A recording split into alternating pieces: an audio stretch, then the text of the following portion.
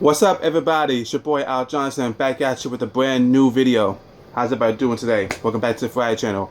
And today, like I promised, and this is like coming quick too, so anyway, today I'm here to debut officially on my channel the debut of my new video series or my new movie review series called 10 minutes or less. Now, how 10 minutes or less works is I will take a movie, whether it be old and or new or however it may be, anime, live action, animated, comedy, drama, horror, whatever you name it.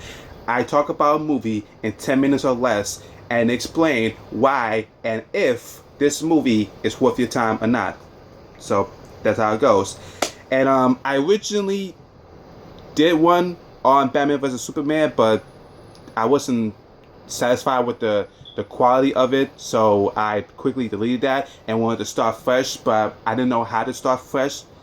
And then just one day I decided, you know what, I'm gonna go hop on Netflix and watch something. I want to watch something on Netflix.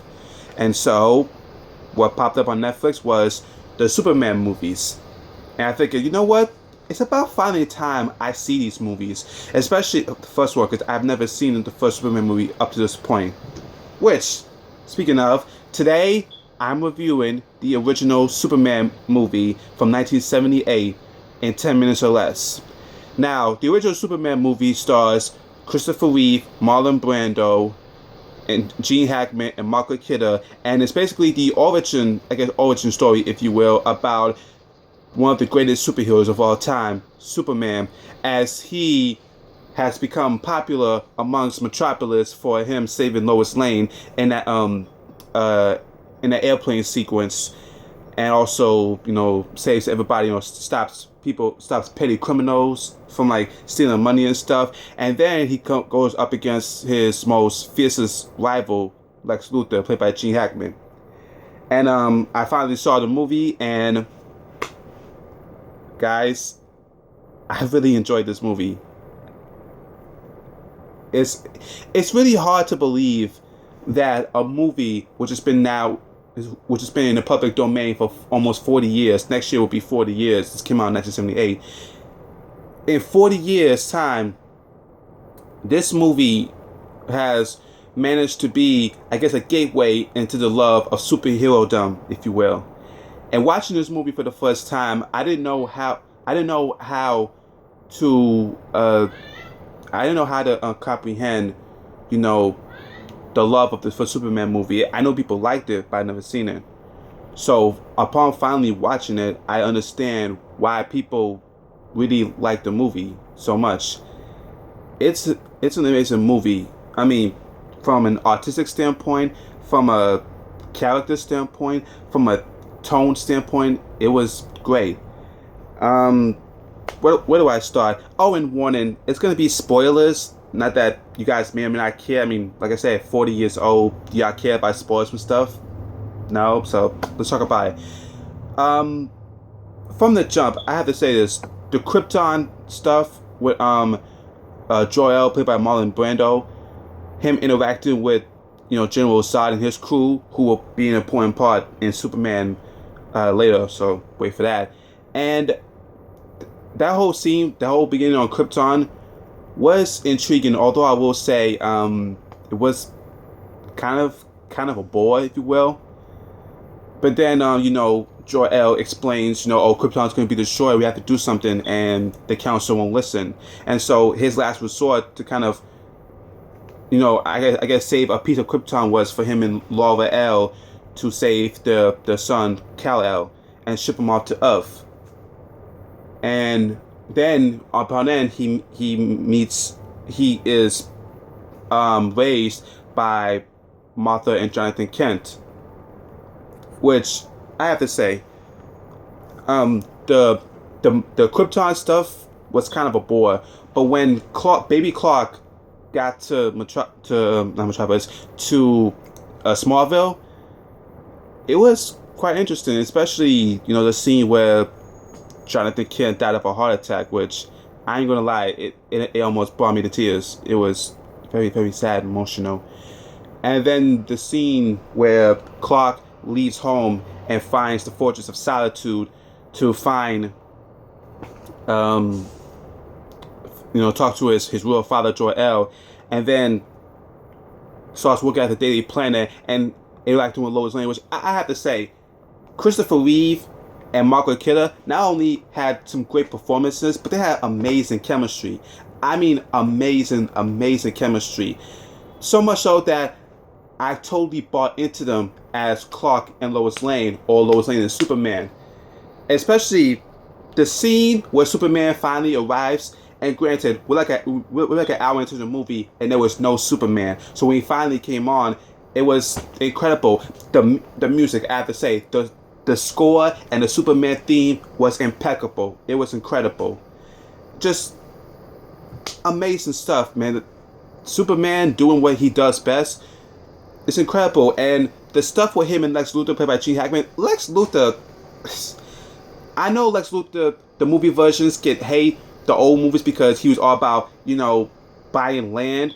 But people don't seem to realize, in my opinion, Lex Luthor was a methodical genius, because when he meets Superman, after hearing about Superman and what he does, he told Superman, I'm concocting the plan to destroy, California and Hackensack, New Jersey with these missiles to make way for land.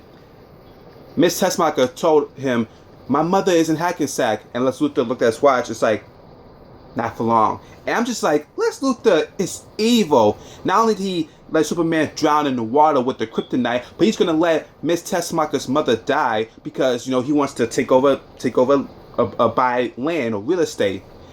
Gene Hackman, his villainy as Lex Luthor was great. Now, of course, I can speak positive about the movie, but I had a couple flaws with it. Like, for example, like I said, the Krypton stuff was a bore. I feel like the first half of the movie was a bit of a bore. It was kind of not really. I mean, I understood the tone and the themes, but it was kind of boring in the first half. When the second half kicked in, especially when Clark gets to Metropolis and starts interacting with Lois Lane and Superman comes in, the movie started picking up more and more. And then when the third act kicks in, when Lex Luthor's plan starts going into action, in the third act, amazing, breathtaking, just like Superman racing against the clock to not only try to save Lois, but stop the missiles from destroying the California dam in Hackensack, New Jersey. And then the part where Superman realizes he couldn't save Lois in time, and Lois dies.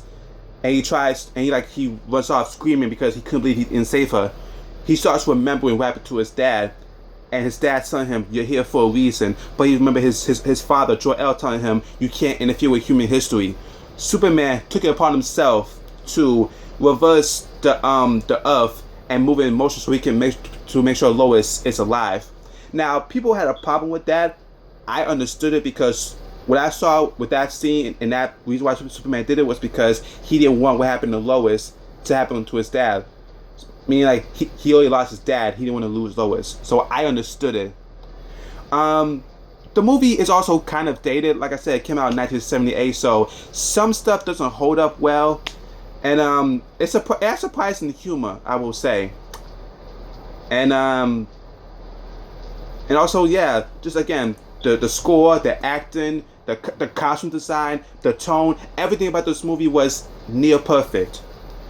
So with that being said, to round it all up, the original Superman movie was amazing. It was impeccable. It was everything you could want a superhero movie at that time. Therefore, I'm gonna give the original Superman movie a B. It is a very, very solid movie with minor flaws, or a couple of flaws. And like I said, guys, if you have the DVD, if you have not seen it, go watch the movie. It's incredible. Anyway, guys, that's it for my official debut of 10 minutes or less. I hope to do more of these. I want to branch out and do other stuff. But anyways, that's my review of the Superman movie. Like I said, a solid B grade. What did you guys think about the movie? Did you like it? Did you not? It's your all-time favorite superhero movie? Is your favorite Superman movie? Let me know down below. Alright, guys, that's it. Comment down below.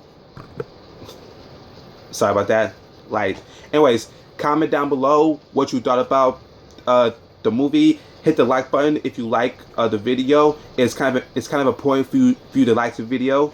Also, click the subscribe button if you want to see more content from me, and also click that notification bell if you want to be notified whenever I drop any content. With that being said, ladies and gentlemen, it's time for me to go up, up, and away, because my name is Al Johnson, and you're not. Deuces. Oh, sorry, I forgot this was recording. Anyway, hold on. Bye-bye.